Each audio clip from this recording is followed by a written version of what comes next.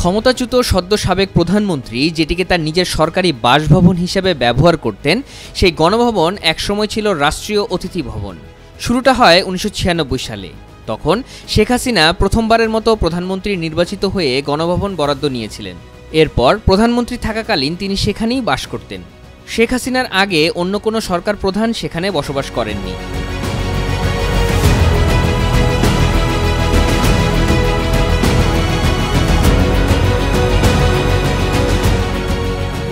BBC বাংলার এক প্রতিবেদন থেকে জানা যায়, বাংলাদেশ স্বাধীন হওয়ার পর তৎকালীন প্রধানমন্ত্রী শেখ মুজিবুর রহমানের সময় গণভবন নির্মাণ করা হয়, কিন্তু শেখ মুজিবুর রহমান সেখানে বসবাস করতেন না।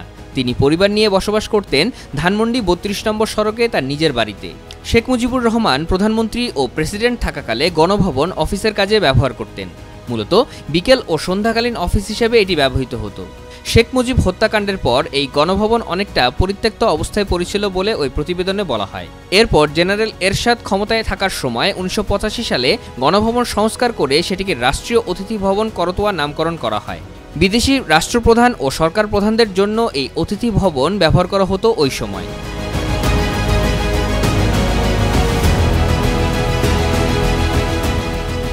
শেখ হাসিনা ক্ষমতায় থাকার সময় 2001 সালের 20 জুন জাতীয় সংসদে জাতির পিতার পরিবার সদস্যগণের নিরাপত্তা আইন 2001 সংসদে পাশ হয়। এর কয়েক সপ্তাহ পরই তত্ত্বাবধায়ক সরকারের কাছে তার ক্ষমতা হস্তান্তরের কথা ছিল। এই আইনে শেখ হাসিনা ও শেখ রেহানাকে আজীবন এসএসএফ দ্বারা নিরাপত্তা দেওয়া, পৃথক আবাসন বরাদ্দ ও আনুষঙ্গিক সুযোগ সুবিধা দেওয়ার কথা বলা হয়। 2001 সালের 2 জুলাই আওয়ামী লীগ ক্ষমতায় থাকা অবস্থায় শেখ হাসিনাকে গণভবন বরাদ্দ দেওয়া হয়। এই আইনের ক্ষমতা বলে শেখ হাসিনাকে গণভবন এবং তার ছোট বোন শেখ রেহানাকে ধানমন্ডির 6 নম্বর সড়কে 1 বিঘার একটি সরকারি বাড়িও বরাদ্দ দেওয়া হয়। তৎকালীন বিভিন্ন সংবাদপত্র পর্যালোচনা করে দেখা যায়, শেখ হাসিনার সভাপতিত্বে মন্ত্রিসভার এক বৈঠকে পূর্ত মন্ত্রণালয় বাড়ি বরাদ্দের প্রস্তাব উত্থাপন করে। সেখানে বলা হয়, গণভবন কারোর ব্যক্তি মালিকানাধীন হবে না, এটি সরকারি মালিকানাধীনই থাকবে। শেখ হাসিনাকে গণভবন বরাদ্দ দেওয়ার কারণ হিসেবে তার নিরাপত্তার বিষয়টিকে উল্লেখ করা হয়েছিল তখন।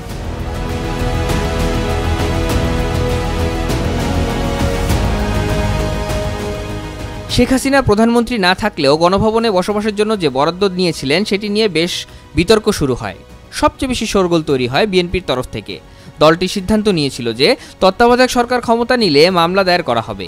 অবসরপ্রাপ্ত প্রধান বিচারপতি লতিফুর রহমানের নেতৃত্বে তত্ত্বাবধায়ক সরকার ক্ষমতা নেওয়ার পর শেখ হাসিনা ও শেখ রেহানার নিরাপত্তা আইন ও গণভবন বরাদ্দের বিরুদ্ধে রিট দায়ের করে বিএনপি।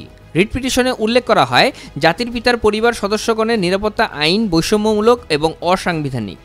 যদিও এই রিটের বিষয়ে খুব বেশি অগ্রগতি হয়নি। এরই মধ্যে রাজনৈতিক পট পরিবর্তনও হয়ে যায়। 2001 সালের অক্টোবর মাসে নির্বাচনে জয়লাভ করে ক্ষমতায় আসে বিএনপি। এরপর ডিসেম্বর মাসে জাতির পিতার পরিবার সদস্যগণের নিরাপত্তা আইন 2001 বাতিল করে তারা।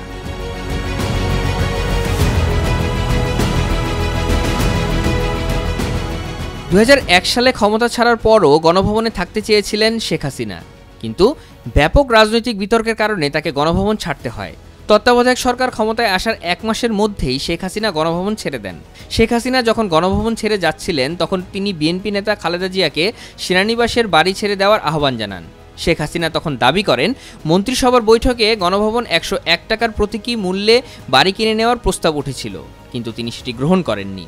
তিনি বলেছিলেন, শুধু তার একটা থাকার জায়গা হলেই হবে। এরপর 2024-এর 5 আগস্টের ঘটনা সবার স্মৃতিতে এখনও তাজা। ওই দিন শেখ হাসিনা ক্ষমতাচ্যুত হয়ে ভারত চলে যাওয়ার পর গণভবনের ভেতর ঢুকে বহু মানুষ ভাঙচুর ও লুটপাট চালায়। এরকম ঘটনা বাংলাদেশের ইতিহাসে আর কখনো ঘটেনি। শেখ হাসিনার ক্ষমতাচ্যুতির পর অন্তর্বর্তী সরকার ক্ষমতায় আসে। এরপর 2024 সালের 5 সেপ্টেম্বর অন্তর্বর্তী সরকারের উপদেষ্টা পরিষদের বৈঠকে গণভবনকে জাদুঘর বানানোর সিদ্ধান্ত নেওয়া হয়।